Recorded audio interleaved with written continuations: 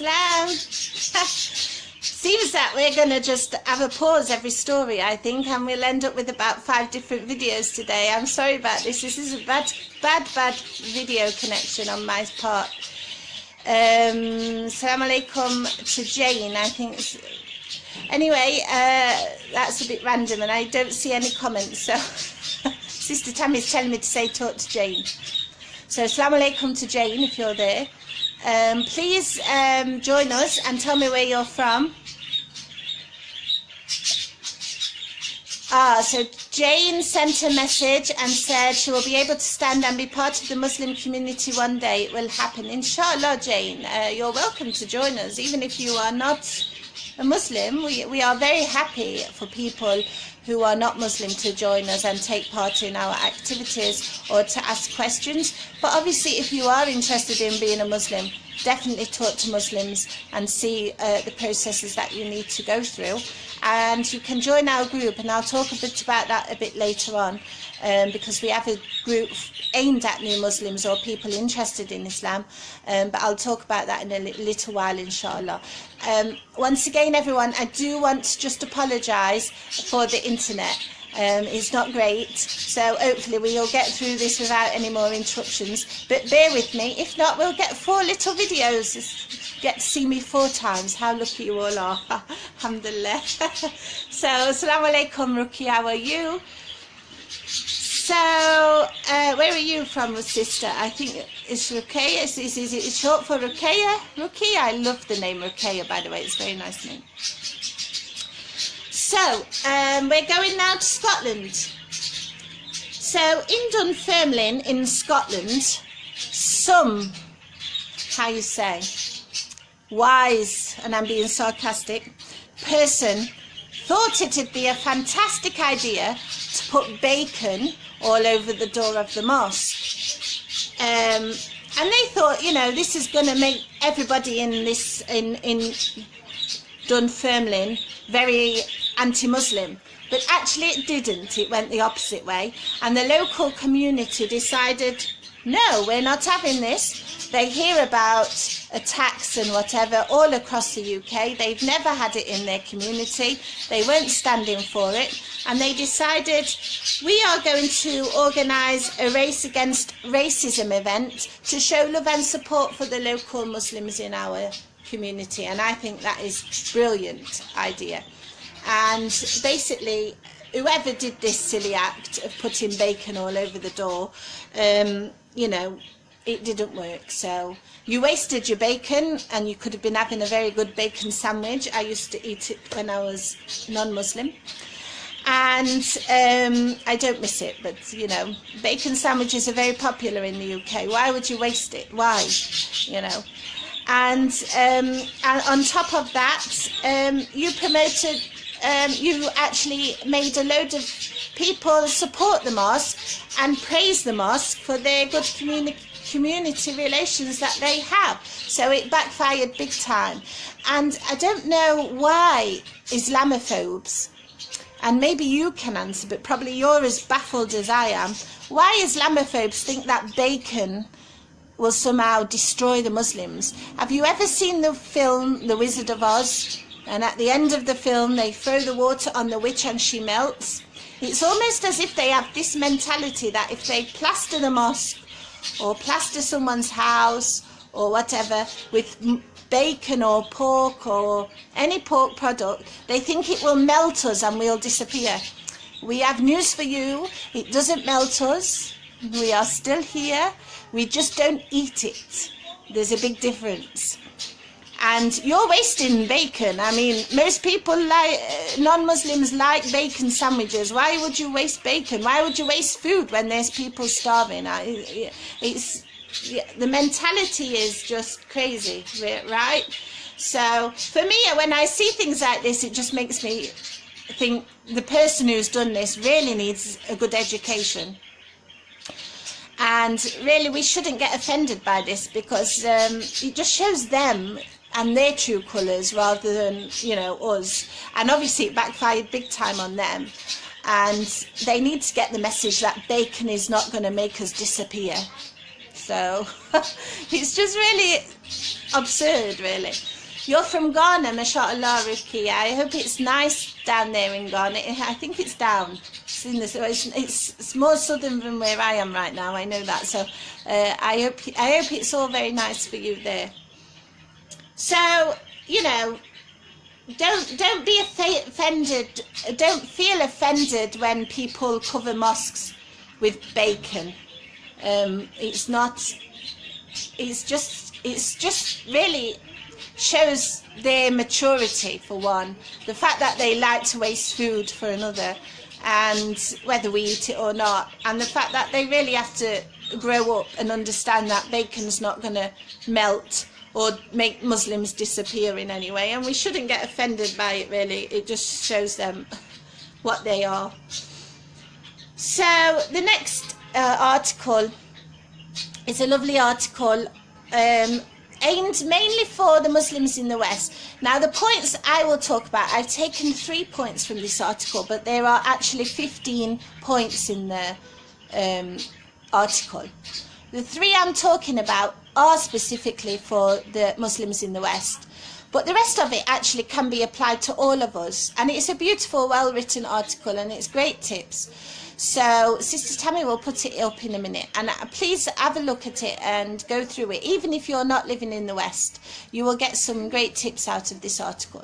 But for those of you who are in the West, obviously you're not going to feel Ramadan like we do in a Muslim majority country, and mashallah, nothing beats Ramadan like in a Muslim majority country, because everybody is doing the same as you are. The atmosphere is great. You get to hear the azan, you get to hear the Quran from the mosques when it's before iftar.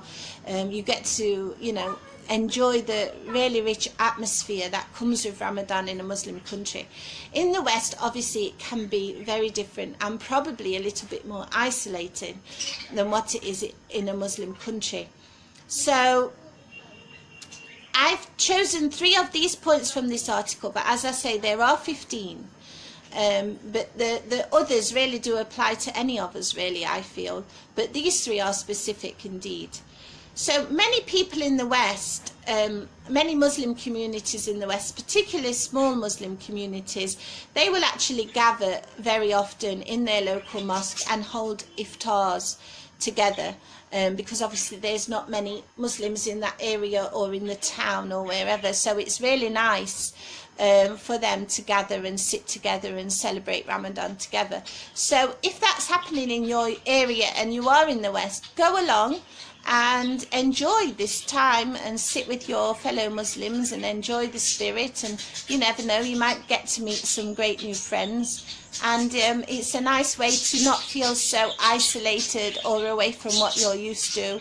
So it's really a lovely idea. So go along to your local mosque if they're doing iftars, even if they don't do it on a regular basis like every night. Maybe they do it once a week or twice a week or something. Pop along and sit with other Muslims in your community and get to know them. It's a great idea. The second point is invite your non-Muslim co-workers and classmates with you to your local mosque or to an iftar, and, you know, introduce them to other Muslims, introduce them to Ramadan. And I don't now mean to start, you know, trying to get them to accept Islam, but at least so they have some understanding of Muslims and of what is Ramadan and why we do it. And, you know, you can meet great friends. I have many great friends who are non-Muslims from my previous days, and some of my best friends actually. And you'll find most people actually understanding and willing to know a little bit more, even if they're not wanting to accept the religion. I mean, that's not the point anyway. You're just trying to educate them. So it's a great way to break those interfaith barriers, as well as get closer to one another in the society and in the community. And you know, it's just a way to show them we're just like you. We just have different practices, but all religions fast. We just do it all differently. So, you know, it's nice, and they feel included, and it'll be nice for them as well, you know, a nice big iftar, and they're joining in, and it'll be they'll get to feel the spirit, and they'll get to understand, especially in communities or in countries where they know very little about Islam, such as they know in the States, for example, or I think in the States, parts of the States, people have never even met a Muslim before. And probably in isolated areas in the UK or Europe or Canada. So it's a great way to reach out to these people and just let them see, we are just like you, we're just fasting, we're just having a Ramadan, just explain what it's all about. Let them meet Muslims, let them see, you know, there's not this media hatred that they learn. It's not at all like that. So it's a very good idea. Assalamu alaikum, Nadia, how are you? I'm happy to see you again as well, sister. I hope you're doing well. And the last point on this article is, if you're young Muslim now, maybe you are, or even if you're not, but particularly young Muslims might feel a bit isolated. It's a tough time for them growing up in the West, and they're seeing their non-Muslim friends doing things that they shouldn't. Well, don't be ashamed that you're Muslim if you're a young person living in the West. Don't at all. What you can do is maybe get a group of you together and start a group or an organisation and start a soup kitchen from the mosque or any other charitable event, and do some good things to help people in your local neighbourhood.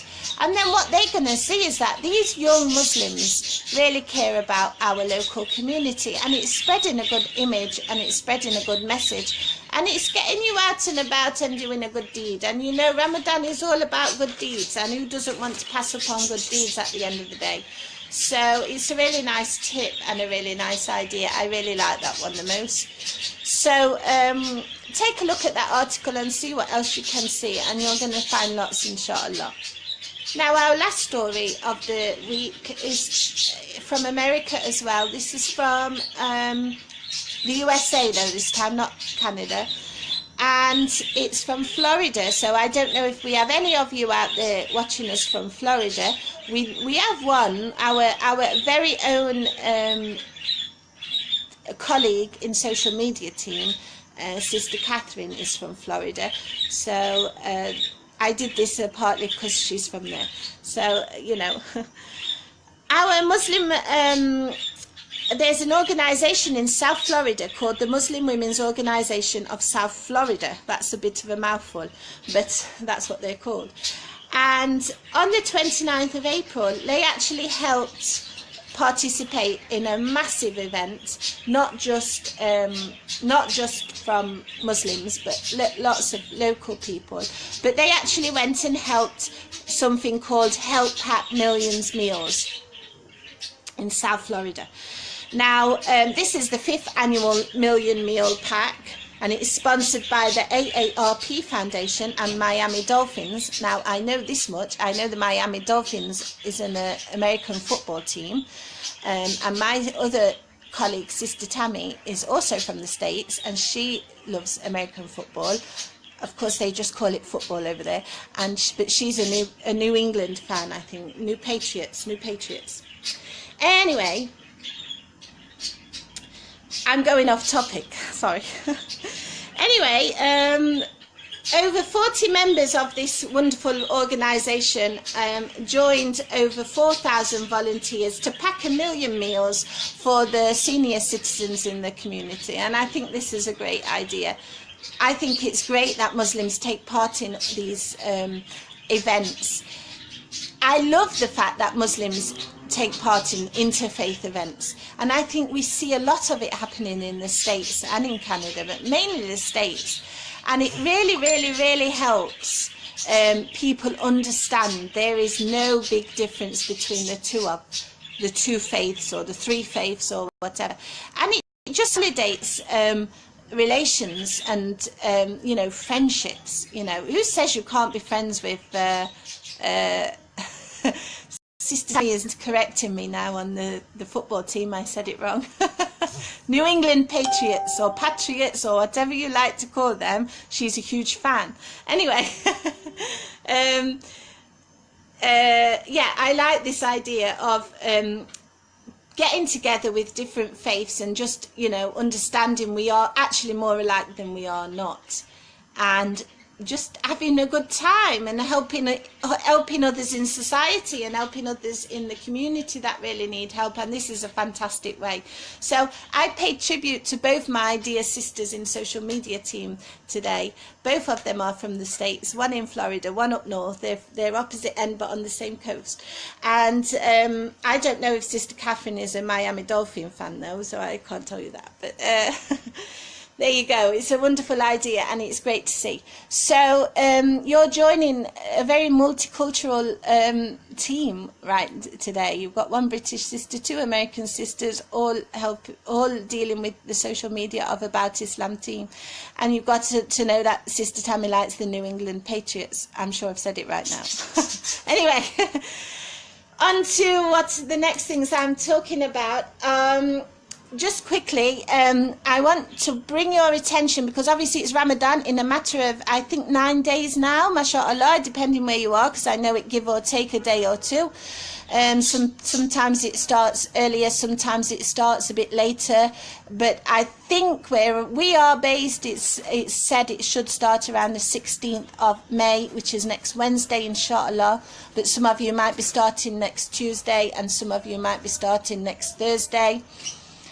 Some of you might take a social media break during Ramadan, and I can understand why. Obviously you want to dedicate your time to worship and doing good deeds. However, if you don't want to take a massive social media break, we hope not, because we have so many good articles for you on our website, but if you do, then why don't you join our Telegram? Now, Sister Tammy's going to put you the link to Telegram. Telegram is just as similar to what we put out on our Facebook and our Twitter and Google+. But basically, on our Telegram, we don't put as many articles. So if you are having a bit of a break and you don't want to be spending ages on Facebook, obviously during Ramadan, and I can understand why, then sign up to our Telegram channel, because Sister Tammy puts out 2 or 3 articles a day on there, and for sure there are going to be some Ramadan ones during the next few weeks. So that can keep you up to date on some good Ramadan articles, and it means that, you know, you're not concentrating too much on Facebook and all this, because Telegram is like WhatsApp, if for those of you who don't know, and so you will just get a message every now and again with an article. We don't oversaturate Telegram, so go ahead and sign up, and Sister Tammy will put the link for you. So that's a really good idea for you to stay in touch with us during Ramadan if you are taking a social media break. And I do understand that, by the way, so don't worry too much. We're not going to be offended if we perfectly understand it, but obviously our job is to work on social media, so for us we'll be here as normal. The second thing I want to tell you about before I scroll and read all your wonderful messages that I'm seeing popping up, the second thing I want to tell you about is our About Islam group. It's called About Islam 101, and if I've said that wrong, Sister Tammy's going to correct me now, and I should know this, and I can see her typing. Anyway, this group is for new Muslims, inshallah, and so if you are a new Muslim and you need to join us, then please join our group. She's going to put you in the link, and if that's the case and you feel isolated this Ramadan, please go ahead and join us on About Islam 101. I'm just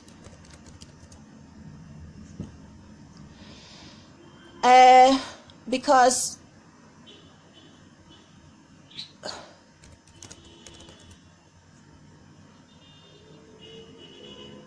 I'm live, but she's saying it's not. So I think I'll finish and restart just for these little things, just in case. So 1 second.